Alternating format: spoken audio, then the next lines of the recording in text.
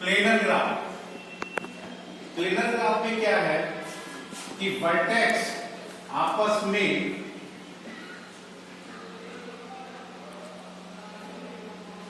Intersect ना करें। अब ये हमारा नॉन प्लेनर बन गया।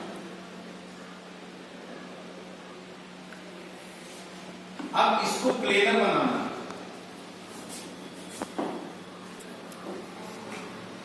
तो क्या काम करेंगे, यही ग्राफ बना देंगे और इसकी एक वर्टेक्स से दूसरी वर्टेक्स पर जो एजेस आ रही है उस एजेस को ये वाला तो मिला दिया एजेस, ये वाला एजेस जो है यहां से मिला, which is planar graph. No edges bisect in a graph is called planar graph. ठीक, का मीन्स है directed graph.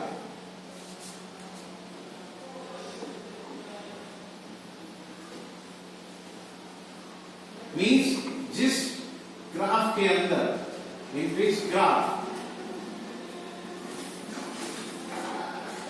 assign direction on edges, edges पर अगर डायरेक्शन है तो वो हमारी डायरेक्टेड ग्राफ है। इसी को डाइग्राफ भी कहेंगे और डायरेक्टेड ग्राफ भी कहेंगे। ओके, वेटेड, चलिए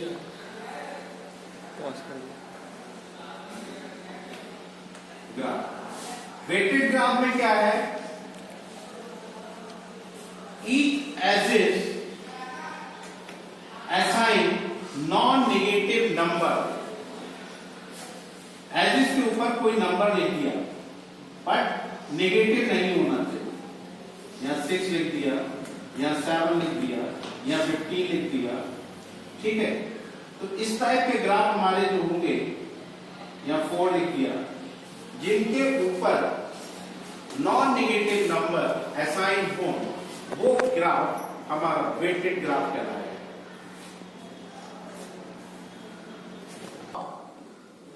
वह क्या है, वह एक सीक्वेंस है वर्टेक्स और एजेस का, alternating sequence of vertex and edges.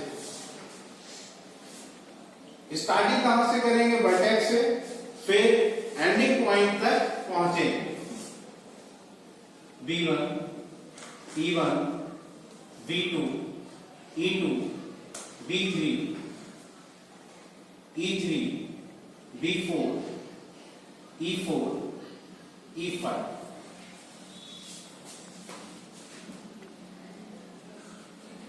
What is the sequence of alternating sequence of vertex or edges? अब difference between path and walk, ठीक है, राइट। क्या है वॉक एंड पाथ में, वॉक के अंदर अगर कोई सेल्फ लूप है, वॉक के अंदर अगर कोई लूप है तो उस लूप पर भी होकर के आना पड़ेगा। बट पाथ के अंदर क्या है, अगर हम यहां से पाथ देखेंगे तो यहां से यहां पहुंचे, B1 से B2, B2 से B3, B3 से B4, ठीक, ये तो पाथ की बात होगी। अगर वॉक करते हैं तो B1 से E1, B2, फिर B2 से E2, E6, E6 से फिर B2 और B2 से फिर E2, E2 से B3 और B3 से E3, E3 से E4। तो डिफरेंस क्या है दोनों में कि वॉक के अंदर लूप काउंट करेंगे, लूप पे भी होकर आएंगे, और पाथ में लूप इंक्लूड नहीं करेंगे, ठीक। ये डिफरेंस दोनों में होता है। Okay, isomorphic graph. Isomorphic graph में क्या है, आइसोमॉर्फिक मींस दो ग्राफ के बीच में सिमिलरिटी देखना। दो ग्राफ है, उसमें एक ए बी सी डी, और एक ग्राफ ये है B1 B2 B3 B4। तो यहां पर अगर हम A degree of A D of A equal to degree of B1 equal to, यहां से एक लाइन और बना देते हैं, तो दोनों की डिग्री सेम होना यानी 3, दोनों ग्राफ के ऊपर जो जो वर्टेक्स हैं उनकी डिग्री सेम होना, दोनों में इक्वल वर्टेक्स होना, दोनों में इक्वल एजेस होना, ये तीनों कंडीशन जिन ग्राफ दो ग्राफ के बीच में पाई जाएगी वो ग्राफ हमारा आइसोमॉर्फिक ग्राफ कहलाएगा। क्या कि they have same number of vertex, they have same number of edges, they have equal degree of a graph,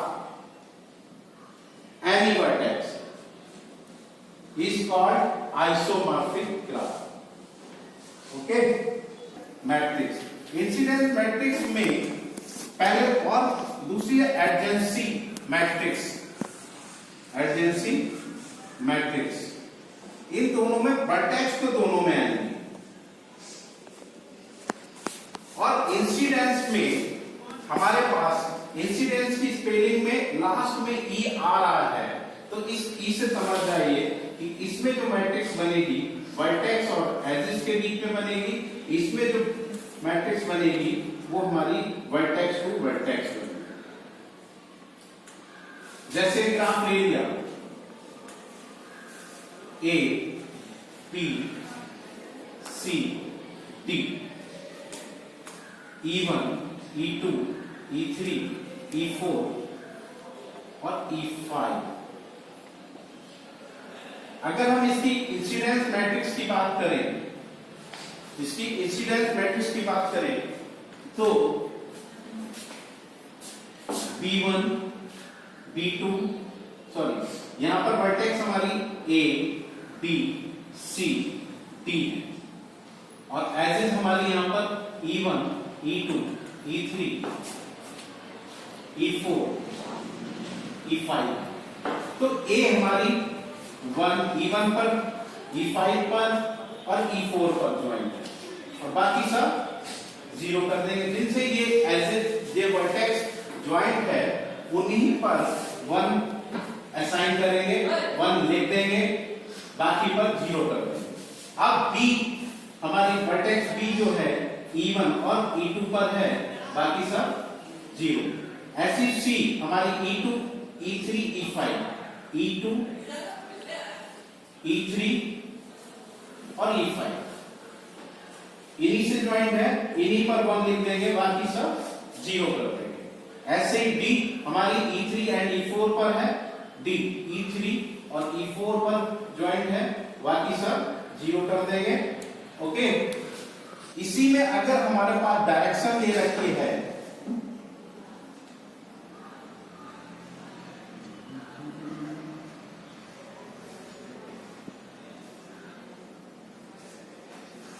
तब इसकी मैट्रिक्स क्या होगी? एडजेंस इंसिडेंस मैट्रिक्स की बात हो रही है यहां पर, इंसिडेंस मैट्रिक्स की बात हो रही है। तो यहां पर जहां ए से जितनी डायरेक्शन निकल रही है वहां +1, और जिस वर्टेक्स पे डायरेक्शन आ रही है उनको माइनस में लिखेंगे। जैसे ए से सारी निकल रही है तो E1 से निकल रही है +1, E5 पे निकल रही है +1, और E4 आ रही है, इट मींस -1। और इस तरह से भी याद रख सकते हो, E फॉर इलेक्ट्रॉन अगर निकल रहा है, बाहर हो रहा है आपसे तो पॉजिटिव वैल्यू देगा, अगर आ रहा है आपके ऊपर तो वो नेगेटिव वैल्यू देगा। ऐसे B2 पर E1 आ रही है यानी कि -1, और E2 निकल रही है यानी कि +1 ये 0 रहेंगे। ऐसे ही सी पर देखें, सी पर 2 आ रहे हैं, तीनों आ रहे हैं, यानी कि 3 कौन से आ रहे हैं सी पर? E2 आ रहा है यानी कि -1, E5 आ रहा है यानी कि -1, E3 आ रहा है यानी कि -1। ऐसे डी पर देखेंगे, डी पर सारे निकल रहे हैं, मतलब बाहर निकल रहे हैं, इधर एक इधर, E3 निकल रहा है +1, E4 +1, बाकी सब 0।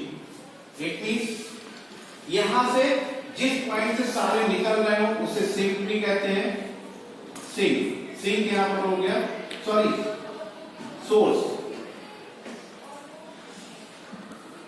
सोर्स हमारा जहां से सारी एजेस निकल रही हो वो हमारा सोर्स कहलाएगा, यानी कि ए और कोई एक डी से भी सभी निकल ही रहे हैं तो डी सोर्स।